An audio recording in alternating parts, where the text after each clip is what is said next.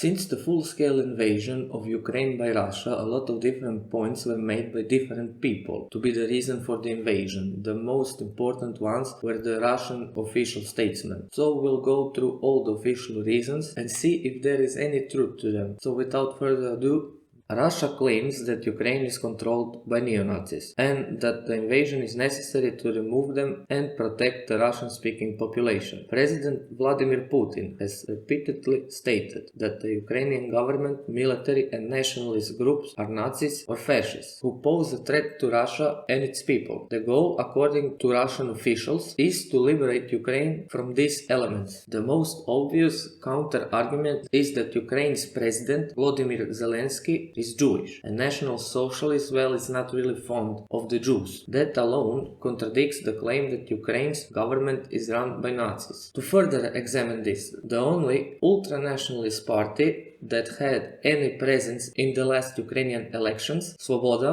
received just 2.16% of the vote, meaning 0 seats in parliament, literally none. And it's important to note that Svoboda is not even a national socialist party. It's an ultranationalist movement. While both ultranationalism and national socialism can be radical, they are not the same ideology. This distinction is crucial because some people conflate any form of nationalism with national socialism, which is misleading. But even if, hypothetically, Ukraine had elected a national socialist government, that still would not justify an invasion. Every nation has the right to self-determination, to choose its own government, no matter how controversial it may be, as long as it does not threaten other nations. Now let's address the most commonly cited example by those who claim Ukraine has a Nazi presence, the Azov Battalion and similar groups. The Azov Battalion was created in 2014 by nationalists and national socialists in response to the Ukrainian military's ineffectiveness in defending eastern Ukraine when Russian-backed separatists began causing trouble. I will make a separate video especially about Azov, but for now a short explanation. While Azov started as a nationalist and NS militia, over time it became much more diluted. When you are at war, you don't exactly get to pick and choose who joins your ranks. Is there still a core of NS ideology within Azov? Yes, but it's much weaker from that in 2014. Other nationalist and far-right groups also exist in Ukraine, such as Right Sector, Centuria, Misanthropic Division, and the 3rd Assault Brigade, now led by Azov's founder, Andriy Biletsky. So, if that is true, why is the argument of denazification still incorrect? While nationalist and national socialist groups existed in Ukraine before 2014, the formation and arming of these militias were a direct response to Russia's actions, especially the use of Russian military personnel in armored uniforms called Little Green Men after the Maidan revolution. To those who might say, aha, you admitted there were Nazis in Ukraine before 2014. Yes, of course. Every country with a white population or even a white minority has some people who support National Socialism. The US has them, Russia has them, Europe has them, hell, even Peru has them. It's not unique to Ukraine. Now comes the interesting part. Russia also has NS supporters and far-right nationalist groups, as we stated just now before. In 2014, there was a split within the nationalist movement. Some far-right Ukrainians actually joined the Russian side, and vice versa. Even today, there are openly NS-affiliated Russian military units, such as Rusich Group, Española, Russian Imperial Movement, Sparta Battalion, Interbrigade, even Wagner, whose late commander Dmitry Utkin had SS rune tattooed on his collarbone. Both Ukraine and Russia had far-right groups before the war and still do now and probably will have in the future. Both sides have extremists who chose to fight for the opposite camp. Generally, white nationalists tend to go to Ukraine while ethnic supremacists and Christian nationalists tend to fight for Russia. But in the end, the Nazification argument is still not legitimate. As I pointed out earlier, Ukraine's voters overwhelmingly rejected ultra-nationalist parties. The groups that do exist remain a tiny minority of the population in Ukraine. Ultimately, Russia is using the denazification claim as propaganda to rally its people by invoking Soviet-era patriotic statesmen from World War II, framing the war as a continuation of the fight against fascism.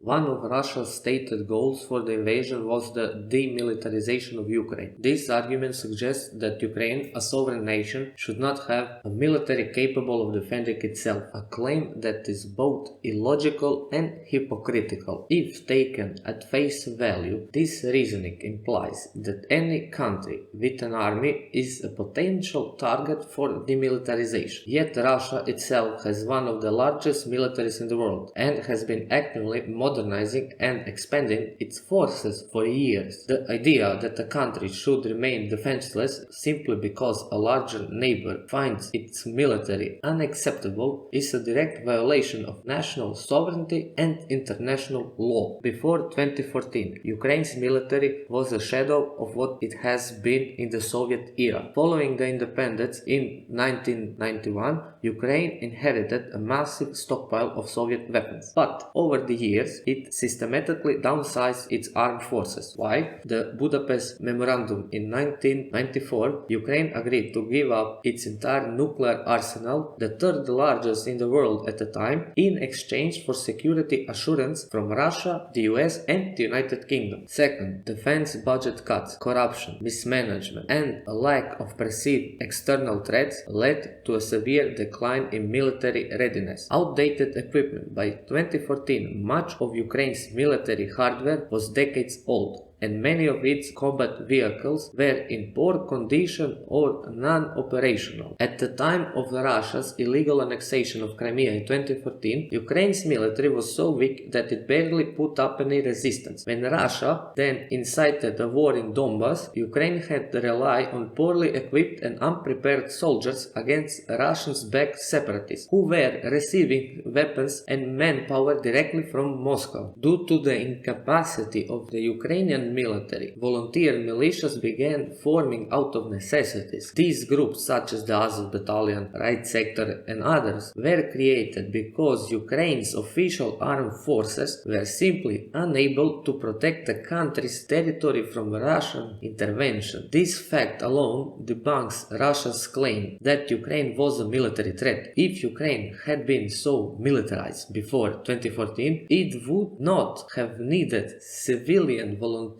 and paramilitary units to fight in the Donbass. It was Russia's own action that forced Ukraine to start rebuilding its military from scratch. Another contradiction in Russia's justification is the claim that Ukraine was being armed and militarized by NATO before the full-scale invasion. The reality is quite opposite. Ukraine was largely left to fend for itself. NATO was hesitant to supply weapons. The aid Ukraine received before 2022 was mostly non-lethal, including medical supplies, bulletproof vests, and logistical support. Lethal aid was extremely limited. The US and other Western nations did provide some assistance, such as Javelin anti-tank missiles, but in very small quantities. These weapons were also restricted for being deployed in active combat zones in eastern Ukraine, showing how cautious NATO was. Some Ukrainian units were banned from receiving aid due to concerns over their origins. The Azov Battalion was explicitly barred from receiving US military training or equipment under American law. If NATO had truly been militarizing Ukraine, as Russia claims, why would it have placed restrictions on who could receive aid? In short, before 2022, Ukraine was not heavily armed, not militarized by NATO, and not a military threat to Russia. Even after Russia's full-scale invasion on February 24, 2022, NATO countries were reluctant to provide Ukraine with advanced weapons. Many nations were afraid of provoking Russia or escalating the conflict further. Early hesitations, Western countries initially sent only small arms, portable anti-tank weapons and defensive equipment. Calling for heavier weaponry, such as tanks or fighter jets, were met with resistance. Now, we had restrictions on advanced weapons. Even as aid increased, certain systems, such as long-range missiles and modern jet fighters, were withheld for months due to fear they might be used against Russian territory. Ukraine had to develop its own weapons. Due to the lack of immediate Western support, Ukraine had to rapidly expand its domestic weapon production, including drones and missile systems. If Russia truly sought to demilitarize Ukraine, its actions have had the exact opposite effect. Before 2014, Ukraine had a weak military that struggled to defend itself. After Russia's annexation of Crimea and intervention in the Donbass, Ukraine was forced to rebuild its armed forces. Before 2022, Ukraine had limited weapons and training from the West. After Russia's full-scale invasion, Ukraine became one of the most heavily armed and battle-hardened militaries in Europe. Ukraine now has modern Western tanks, Leopard 2, Challenger 2, Abrams. It received advanced air defense system, Patriot, NASAMS, Iris. It has integrated Western artillery, missile systems and drones. It has become a leader in drone warfare. Ironically, Russia's war has transformed Ukraine into a far stronger military power than it ever was before. If Russia's goal was to weaken Ukraine's military, it has completely backfired. The claim that Ukraine needed to be demilitarized is one of the most illogical justifications for the war. Before 2014, Ukraine was not militarized at all. After 2014, it had to build up its military in response to Russian aggression. Before 2022, NATO was not arming Ukraine in any significant way. After the full-scale invasion, Western aid was hesitant and limited. The simple truth is, Ukraine has a strong military today only because Russia invaded. Far from demilitarizing Ukraine, Russia has ensured that Ukraine will remain well armed and capable of defending itself for the foreseeable future. One of Russia's main justifications for invading Ukraine has been the claim that it is protecting the Russian-speaking population from persecution. However, this narrative is completely misleading when we look at Ukraine's language laws, the historical relationship between Ukrainians and Russian speakers, and the long-standing ties between the two nations. Before Russia's invasion, Ukraine passed several language laws designed to encourage the use of Ukrainian, but these policies were never aimed at persecuting Russian speakers. In fact, a majority of Russian speakers in Ukraine are ethnically Ukrainian and speak Russian because of the Russification policies of the Soviet Union. The idea that Ukrainian government was targeting Russian speakers is simply false. The language law of 2012, this law actually allowed Russian to be used as an official language in regions where over 10% of the population spoke it, ensuring Russian speakers had the right to use their language in local governance, education and media. This policy wasn't about oppressing Russian speakers, but about promoting the Ukrainian language in public life, something any sovereign nation would do to strengthen its national identity. The promotion of the Ukrainian language. So the Ukrainian government, like any sovereign nation, encouraged the use of its national language in schools, media and public life. This is not an attempt to eliminate Russian, but to strengthen the Ukrainian identity in the post-Soviet era. The push from the Ukrainian language is akin to any country promoting its own language in schools, as it is natural for nations to seek cohesion and unity through a shared national language. The majority of Russian speakers in Ukraine are ethnically Ukrainian, and they speak Russian due to historical factors, particularly the policies of the Soviet Union that promoted the use of Russian throughout the region. So, the idea that Russian speakers in Ukraine are victims of oppression is misleading. While it is true that many of the pro-Russian fighters came from eastern Ukraine, where Russian is spoken, this region has historically had closer ties to Russia due to shared linguistic and cultural ties. However, this doesn't justify Russia's aggression. Many of the militias formed in response of the Russian intervention, like Azov Battalion Right Sector and the Misanthropic Division, were primarily based in cities like Kharkiv and Mariupol in eastern Ukraine. These groups, which played a significant role in the Donbass conflict, used Russian as their common language and even had Russian members, a fact that is often overlooked in the narrative of protecting Russian speakers. The creation of groups like the Freedom for Russia Legion and the Russian Volunteer Corps, which members are Russian and came from groups like the Azov Battalion, shows that even before 2014 there was a cooperation between Russian and Ukrainian nationalists. These groups, made up of Russian nationalists and Ukrainians, were united by their opposition to Russian imperialism and the policies of the Kremlin. The members of these groups often had good relationships and their shared cause, fighting for independence and sovereignty of Ukraine, illustrates that Russians and Ukrainians were not at odds in a cultural or personal sense before the war began. Historically, Ukrainians and Russians have shared close cultural, family, and social ties. The Russian-speaking population in Ukraine often has strong personal and family connections with people in Russia. In fact, many Ukrainians, particularly in the east and the south, have dual identities. They identify as both Ukrainian and Russian. These connections were not limited to one political spectrum. People across all political backgrounds maintained good relations.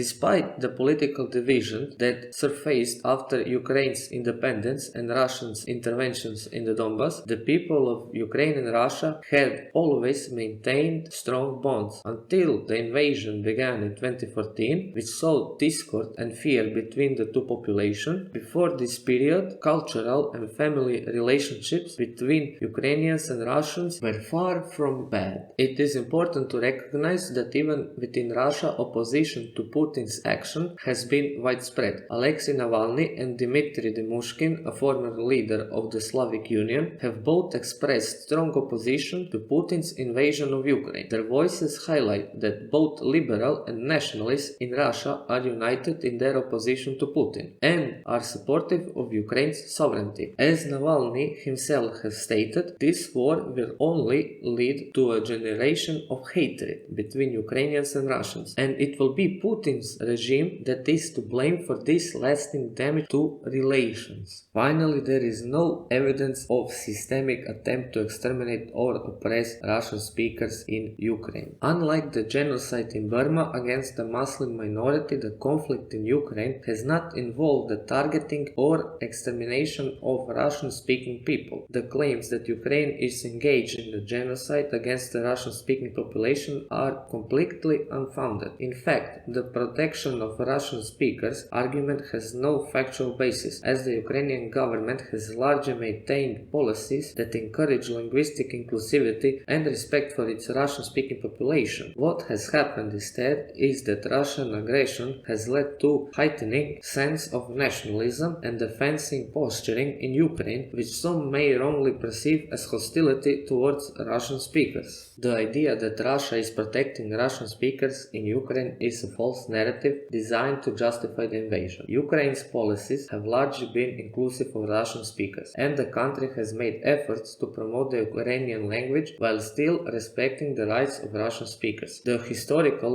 relationship between Ukraine and Russia is not one of animosity, and the collaboration between Russian and Ukrainian nationalists before 2014 proves that. Russia's actions have severed ties between two peoples, but this is not because of any inherent division, but rather due to Putin's aggressive action after the war. It's likely that some people will harbor resentment due to the war's impact, but it is important to understand that Putin's regime is the one responsible for creating the division.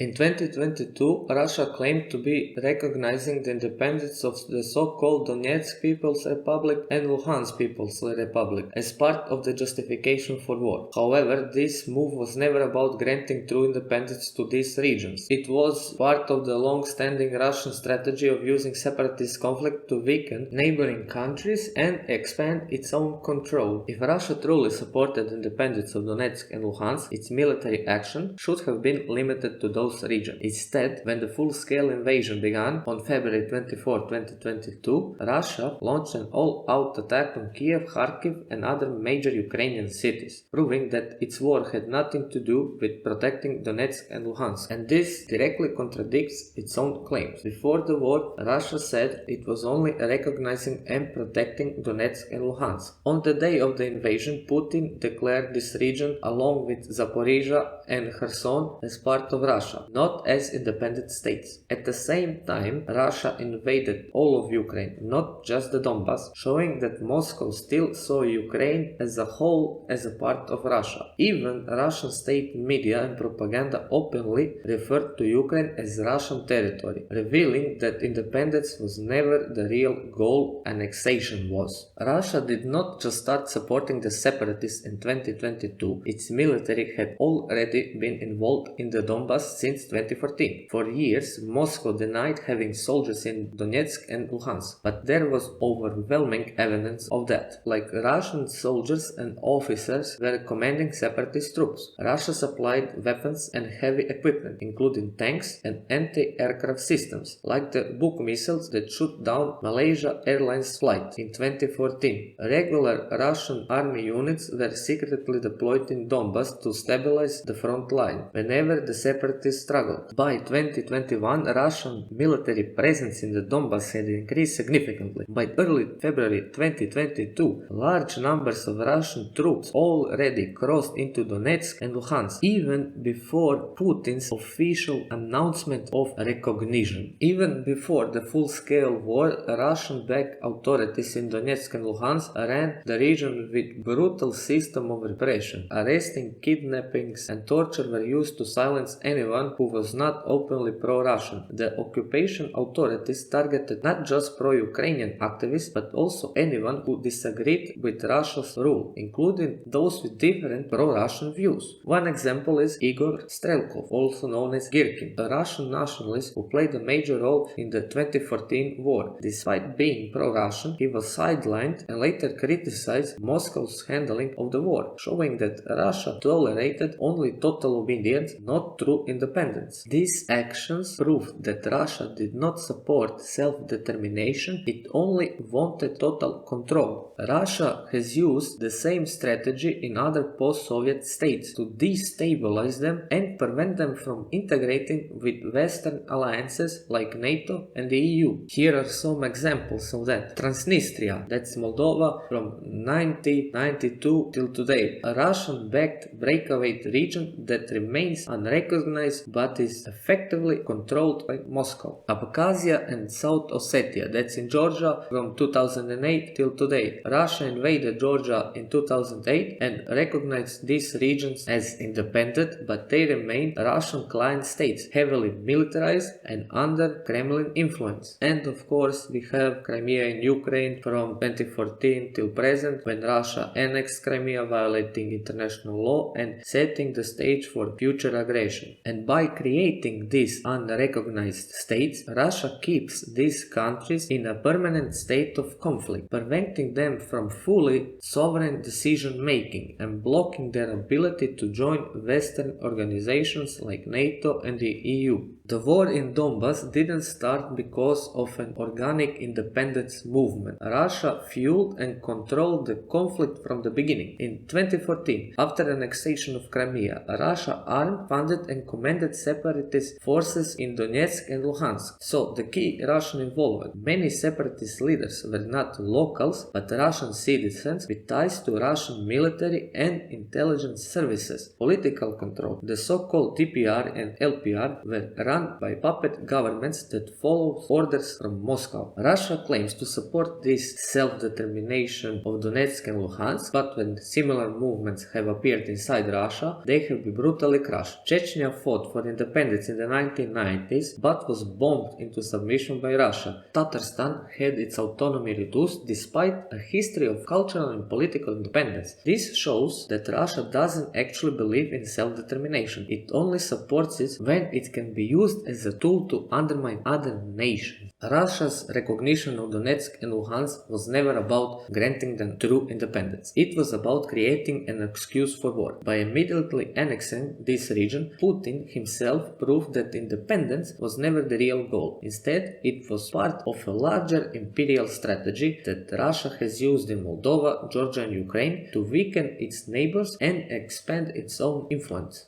One of Russia's key justifications for its invasion of Ukraine was the alleged threat of NATO expansion. The Kremlin repeatedly claimed that NATO was trying to encircle Russia and that Ukraine's potential NATO membership posed a security risk. However, this argument falls apart when examined closely. Before 2022, the idea of Ukraine joining NATO was not even being discussed, neither within Ukraine nor among NATO members. While Ukraine expressed interest in NATO membership after Russia's 2014 annexation of Crimea, there was no actual timeline, plan, or political will for Ukraine to join anytime soon. NATO had no intention of expanding into Ukraine because many member states, including Germany and France, opposed it to avoid provoking Russia. In reality, Ukraine was considered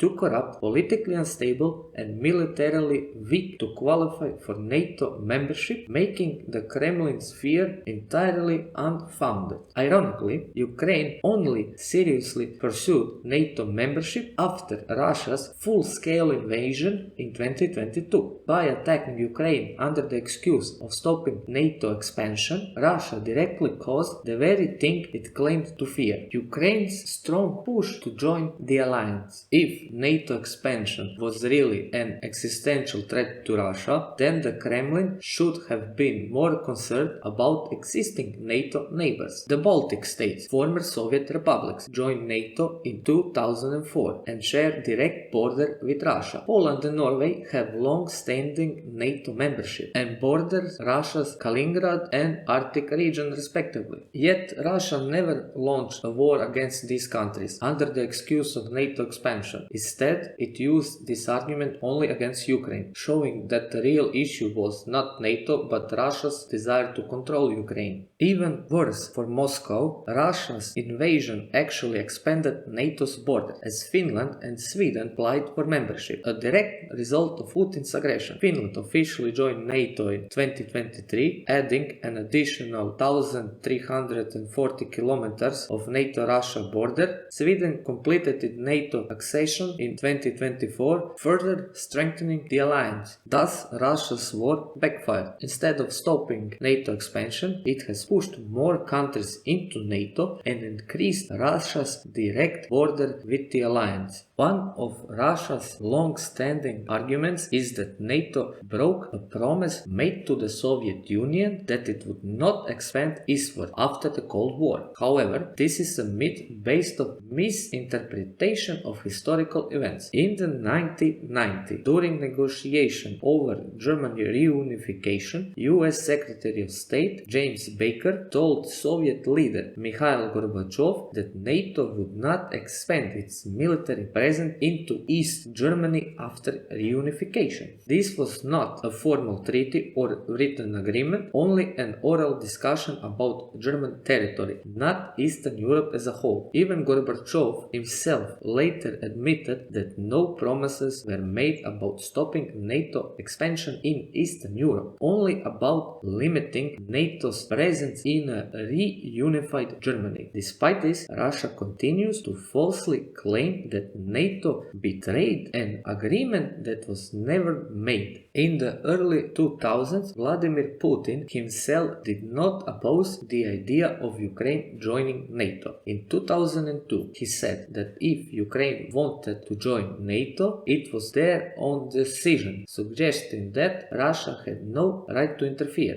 In 2004, during an interview, he stated that Russia had no concern about NATO expansion as long as it wasn't done in a way that threatened Russia directly. This shows that Russia's sudden obsession with Ukraine's NATO membership was not about security, but rather a political tool to justify aggression. Before the war, Ukraine was not pushing hard to join NATO. Instead, it was mainly focused on economic growth and trade relations with Europe, rather than a military alliance. Security guarantees from both NATO and Russia without becoming a part of the alliance. Military neutrality, which was even included in Ukraine's 1990 Declaration of Sovereignty. However, Russia's aggression in 2014 and 2022 changed everything. Ukraine realized that neutrality would not protect it from Russia's invasion. NATO membership only became a serious goal after the full-scale war started, proving that Russia's invasion caused what it claimed to fear.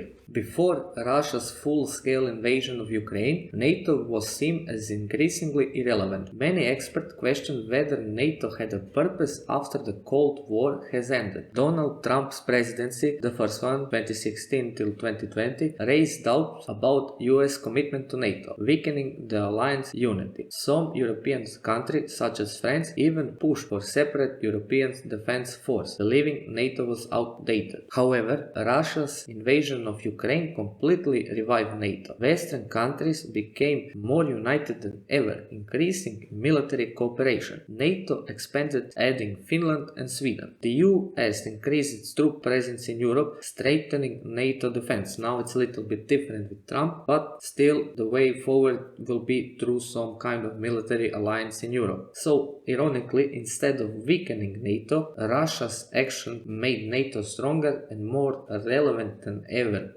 Russia's justification for war based on NATO expansion does not hold up to reality. Ukraine was not close to joining NATO before 2022, and no serious discussions were happening. Russia already bordered NATO nations before the war, and its invasion only led to more NATO expansion. Putin himself once said that he had no issue with Ukraine joining NATO, contradicting his claims later. Ukraine only turned towards NATO after Russia attacked it, meaning that Russia's own aggression caused the thing it says it wanted to prevent. There was never a formal agreement that NATO would not expand eastward, only an oral discussion about Germany in the 1990s. Before the invasion, NATO was seen as weak and irrelevant, but Russia's actions have made it stronger than ever. Instead of stopping NATO's influence, Russia has made Ukraine more determined than ever to integrate with the West and push more countries into NATO, proving that its war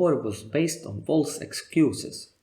One of the most persistent Russian claims is that Ukraine is not truly independent, but instead a puppet of the West, controlled by the United States, NATO, and the European Union. According to this narrative, Western powers orchestrated the 2014 revolution, installed a pro-Western government, and have been manipulated Ukraine ever since to turn it into a tool against Russia. This claim, however, collapsed under scrutiny. In reality, Ukraine's increasing distancing from Russia is a direct result of Russian actions, not Western manipulation. Instead of treating Ukraine as a partner, Russia has historically treated it as a colony, using economic blackmail, political interference, military aggression to maintain control. If Ukraine is now aligning itself with the West, it's not because of foreign puppeteers, but because of Russia's own aggressive policies. A key part of Russia's puppet state narrative is the claim that the 2014 Euromaidan protests, which led to the removal of Viktor Yanukovych, were a Western-backed coup. Russia's propaganda suggests that the US and European countries staged the protests, founded opposition groups, and ultimately forced Yanukovych out of power. But the reality is far more complex. In 2013, Ukraine was preparing to sign an association agreement with the European Union, a deal that would have brought economic reforms, visa-free travel, and closer integration with Europe. This was seen by many Ukrainians as a step towards modernization and away from post-Soviet corruption. However, in November 2013, at the last moment, Yanukovych refused to sign the agreement. Instead, he accepted a 15 billion bailout from Russia, after intense pressure from Vladimir Putin. This move outraged millions of Ukrainians, especially the younger generations, who saw their future in Europe, not under Russia's influence. The protests began peacefully in Kiev Independence Square, led mostly by students and civil society activists. However, on November 30, 2013, Ukrainian riot police brutally attacked protesters, beating unarmed demonstrators. The violence shocked the nation, leading to a massive demonstration not just in Kiev,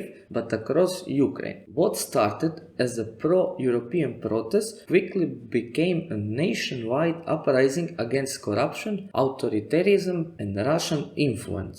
One of Russia's main arguments is that right-wing nationalist groups played a key role in the protest, implying that the movement was fascist or ultra-nationalist. Well, yes, nationalist groups like right sectors were present, but they were a small minority amongst the protesters. The majority of protesters were ordinary Ukrainians, students, workers, civil society activists, and people from all political backgrounds. Even nationalist group, right sector, and what will later become Azov, spoke Russian and included Russian members, providing that their motivation was not ethnic hatred, but opposition to Russian imperialism. Russian state media exaggerated the role of these groups to demonize the protest and falsely claim that Ukraine has been taken over by Nazis. This narrative has been used to justify Russia's war, despite the fact that many of Ukraine's nationalist fighters themselves speak Russian and include Russians among their ranks. Another key part of Russia's puppet state's claim is that Yanukovych was illegally overthrown, but the truth is, Yanukovych ordered security forces to open fire on protesters, killing over 100 people in February 2014. As Kiev descended into chaos, he fled the capital on February 22, 2014. The Ukrainian parliament, including many members of Yanukovych's own party, voted to remove him after he abandoned his post. This was not a Western coup. It was a revolution against a corrupt leader who had lost legitimacy. If Ukraine today is distancing itself from Russia, it's not because of Western manipulation, but because of how Russia has historically treated Ukraine. Even after the fall of the Soviet Union, Russia continued to interfere in Ukraine's internal affairs, treating it as a satellite state rather than an independent nation. Russia used economic blackmail, cutting off gas supplies to pressure Kiev into submission. Instead of offering mutual partnership, Russia demanded loyalty, but loyalty under threat is not true alliance. If Ukraine had been treated as an equal partner, it might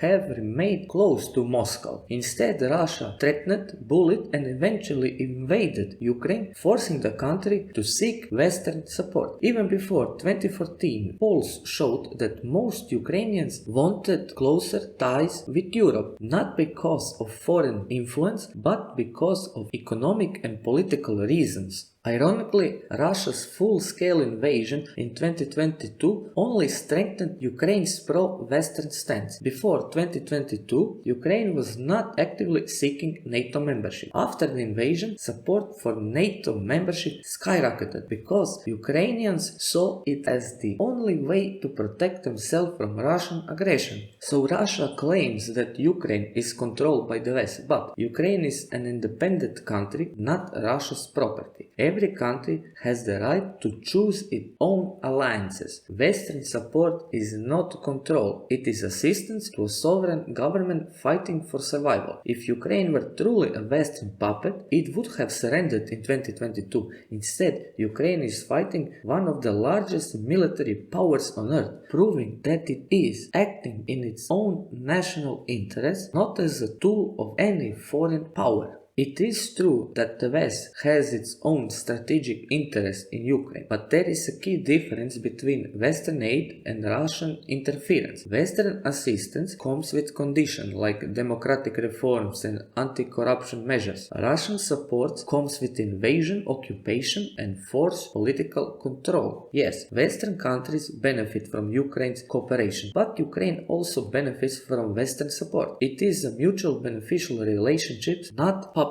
The idea that Ukraine is a Western puppet is a Russian propaganda myth that ignores reality. The 2014 revolution was a response to corruption and Russian influence, not a Western coup. Ukraine turned away from Russia because of Russian aggression, not foreign manipulation. Ukraine, like any sovereign nation, has the right to choose its own allies. Russia's war proves that Ukraine is not a puppet, but a country fighting for its survival. Simply put, Ukraine is not a puppet state, but a nation fighting for freedom.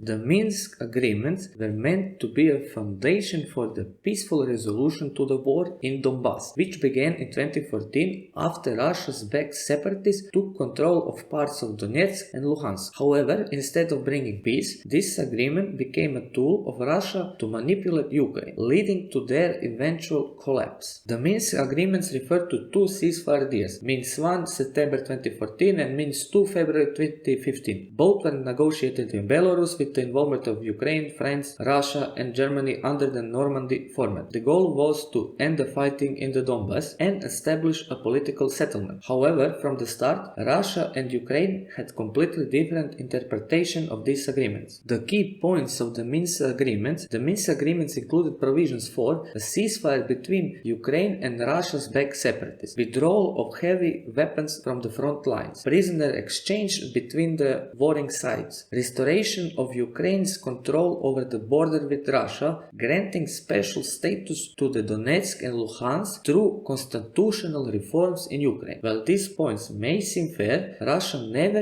intended to follow them honestly. The biggest problem with the Minsk agreements was that Ukraine and Russia understood them completely different ways. Ukraine's interpretation is, for Ukraine the Minsk agreements were to restore sovereignty. Russia should withdraw its troops and weapons from Donbass. Ukraine should integrate Donetsk and Luhansk only after regaining full control over the border. Any special status for the region should be limited and under Ukrainian law. Russia's interpretation. Russia saw the Minsk agreement as a way to keep Donbass permanently under its influence. Special status meant Donetsk and Luhansk would have a veto power over Ukraine's foreign policy, preventing NATO or EU membership. Ukrainian forces should withdraw from Donbass before Ukraine regained border control, essentially making Ukraine give up its own territory before regaining sovereignty. The Russian-backed separatists would remain in power, turning Donbass into a Russian-controlled political tool. These two views were fundamentally incompatible, leading to constant deadlock. Russia never respected the ceasefire. Even after signing Minsk I and Minsk II, Russia continued to send weapons, troops and money to the separatists. Heavy shelling, skirmishing and major battles, such as the Demilitarization in 2015, proved that Russia never intended to stop the war. Ukraine refused to federal under Russian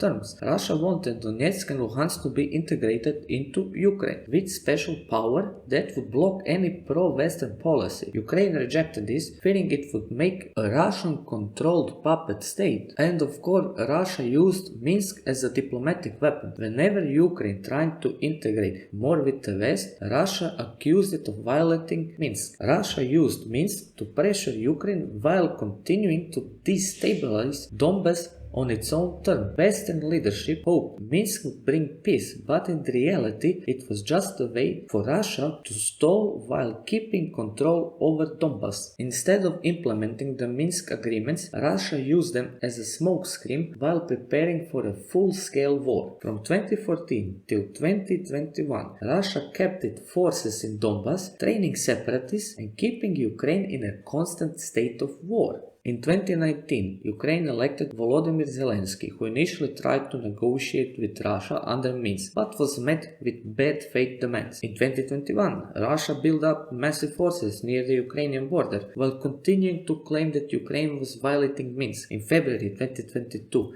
Russia officially abandoned the Minsk agreement and recognized Donetsk and Luhansk as part of Russia, a pretext for launching its full-scale invasion. By recognizing Donetsk and Luhansk, Russia openly admitted what it has been denying for years, that the separatists were never independent actors, that the conflict in Donbass was not a Ukrainian civil war but a Russian invasion. The Minsk agreement were supposed to bring peace, but in reality they were used by Russia to keep Ukraine in a permanent state of conflict, preventing Ukraine from integrating with the West and buying time to prepare for a full-scale invasion. For Russia, Minsk was never a real solution, just a delaying tactic. The final proof of this came when Russia, after years of insisting that Ukraine should implement Minsk, abandoned it entirely in 2022 and invaded the country. Minsk was never about peace, it was about control. One of the most prominent justifications Russia has provided for its invasion of Ukraine is the claim that Ukraine was seeking to develop nuclear weapons. Russian officials, led by President Vladimir Putin, repeatedly argued that this posed a direct and existential threat to Russia's security. According to this narrative, Russia was forced to act to prevent Ukraine from acquiring nuclear capabilities, which would supposedly shift the balance of power in the region and potentially lead to an arms race. The reality, however, is quite different. Ukraine has not sought nuclear weapons since it gave it up in 1994. In fact, Ukraine's decision to relinquish its nuclear arsenal is enshrined in the Budapest Memorandum, a landmark agreement that fundamentally contradicts Russia's narrative. After the collapse of the Soviet Union in 1991, Ukraine inherited the third largest nuclear arsenal in the world. However, recognizing the danger of nuclear weaponry, Ukraine agreed to give up its nuclear weapons in exchange for security guarantees from the United States, the United Kingdom and Russia. This agreement, known as the Budapest Memorandum, was signed in 1994 and included several key provisions. First, security guarantees. The signatories pledged to respect Ukraine's sovereignty and territorial integrity,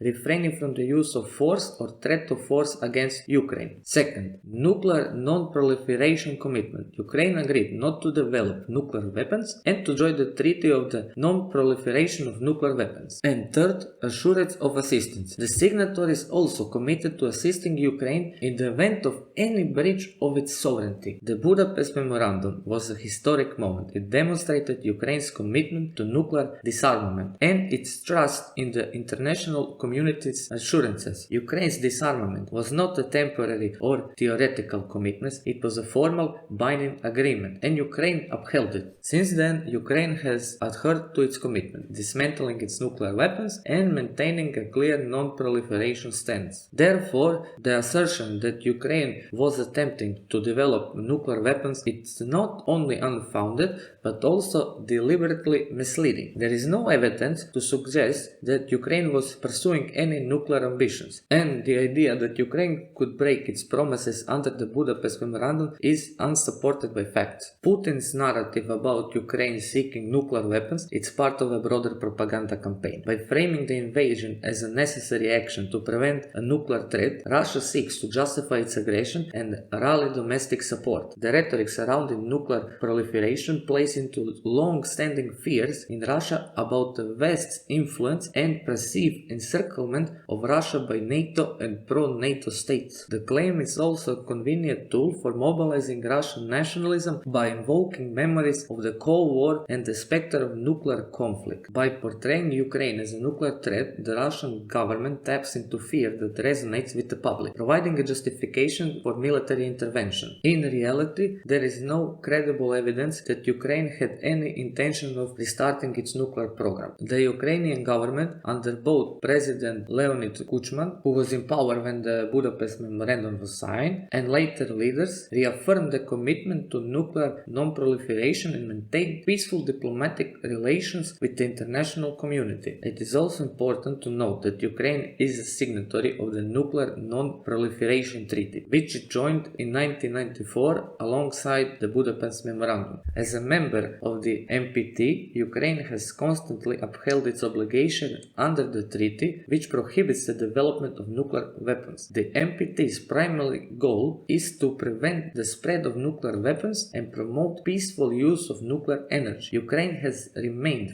firmly aligned with this principle, further undermining Russia's claim of a Ukrainian nuclear threat. While Ukraine has never pursued nuclear weapons, the invasion of 2022 and Russia's continued aggression might change the situation. Should Ukraine ever decide to develop nuclear weapons, it would not be out of desire or ambition to become a nuclear power, but rather as a direct result of Russia's action. The invasion and the breach of international agreements by Russia has shattered Ukraine's trust in diplomatic guarantees and raised the question about the security assurances that Ukraine had relied upon for decades. In such a case, it would be Russia's own aggressive actions that would have driven Ukraine to consider its stance on nuclear weapons, not any initiative from Ukraine itself. itself. Ukraine's development of nuclear weapons, if it were ever to happen, would be seen as a desperate measure in response to Russia's violation of Ukraine's territorial integrity and the Budapest Memorandum and the fundamental principle of international law.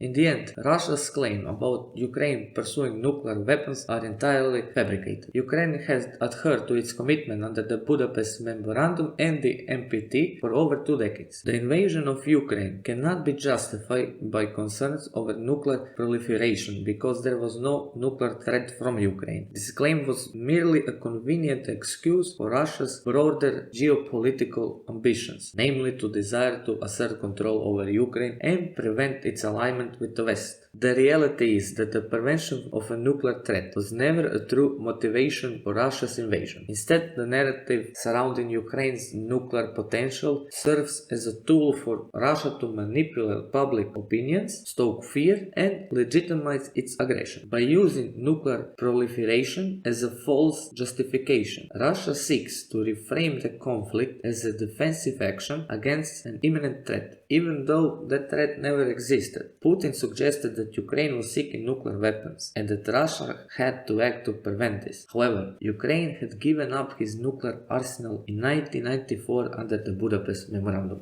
One of the key justifications Vladimir Putin and Russian officials have used for the invasion of Ukraine is the claim that Ukraine has always been historically and culturally a part of Russia. Putin has argued that Ukraine's separation from Russia, particularly its independence from the Soviet Union in 1991, was a historical mistake that needed to be corrected. This claim has been used as a pretext to justify Russia's action, particularly the annexation of Crimea in 2014, and the ongoing invasion in 2022. The claim that Ukraine is an inherent part of Russia's history is both oversimplified and misleading. While Ukraine and Russia share centuries of intertwined history, culture, and geography, the historical relationship between the two regions is far more complex than Putin's narrative suggests. The roots of the modern Ukrainian and Russian states go back to the Kievan Rus, a medieval East Slavic state that existed from the 9th to the 13th century. Kievan Rus is often seen as the cultural and political predecessor of both modern Russia and Ukraine. However, by the late Middle Ages, the political and cultural identities of the various regions in the former Kievan Rus began to diverge. First, we have Muscovy and the birth of Russia. In the 15th century, the Grand Duchy of Moscow, which later became the Tsardom of Russia, began to consolidate power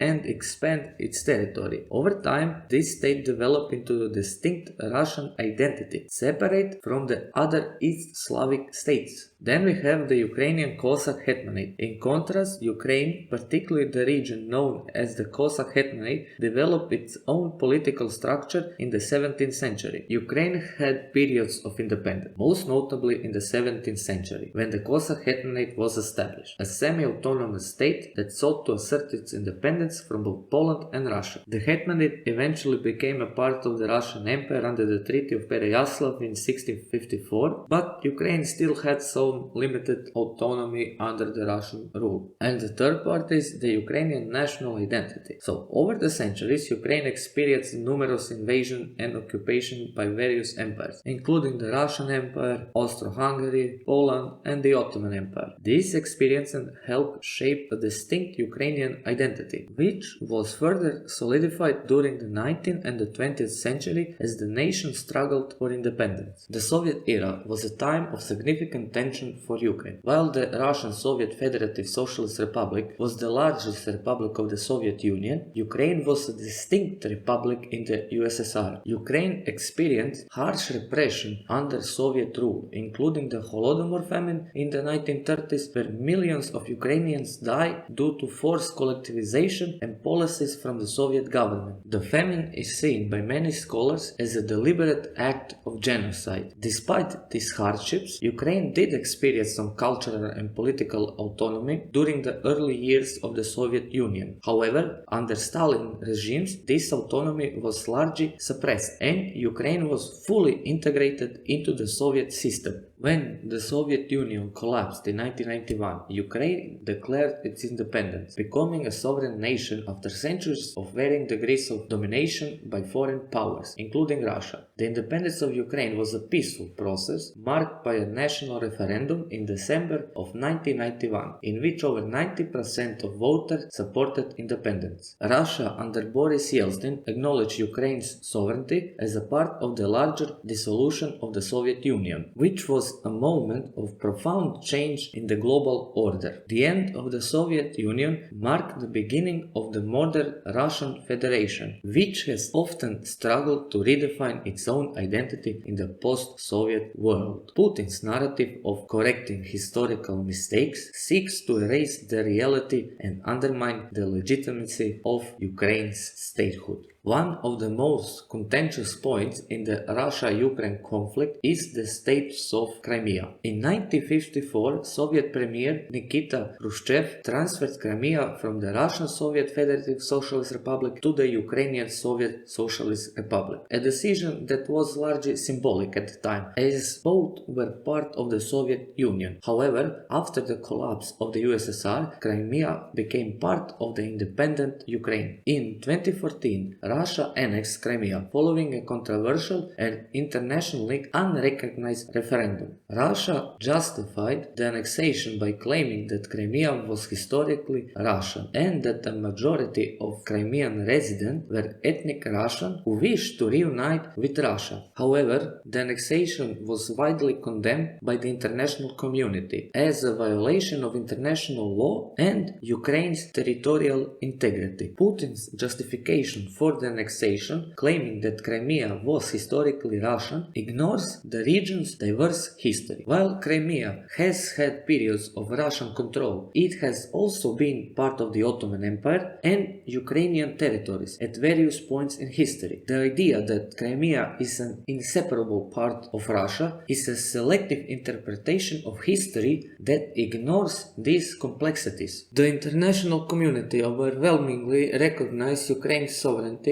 including Crimea, and condemns Russia's actions in 2014 as illegal. The annexation of Crimea has resulted in sanctions against Russia and ongoing dispute over the region's status. While Russia continues to argue that Crimea is a historical part of Russia, the international legal order is clear. Ukraine is a sovereign state, and the borders established in 1991, including Crimea, are internationally recognized. Russia's invasion of Ukraine in 2022 is a continuation of this revisionist approach to history, where Putin seeks to rewrite the past to justify territorial expansion and dominance. The claim that Ukraine is a historical part of Russia and that Russia is merely correcting historical mistakes is a misleading and selective interpretation of history. While Ukraine and Russia share historical ties, Ukraine has always maintained a distinct cultural, political, and national identity that has evolved over centuries. Ukraine's independence in 1991 was a legitimate exercise of self-determination, and its sovereignty is enshrined in international law. Putin's historical claims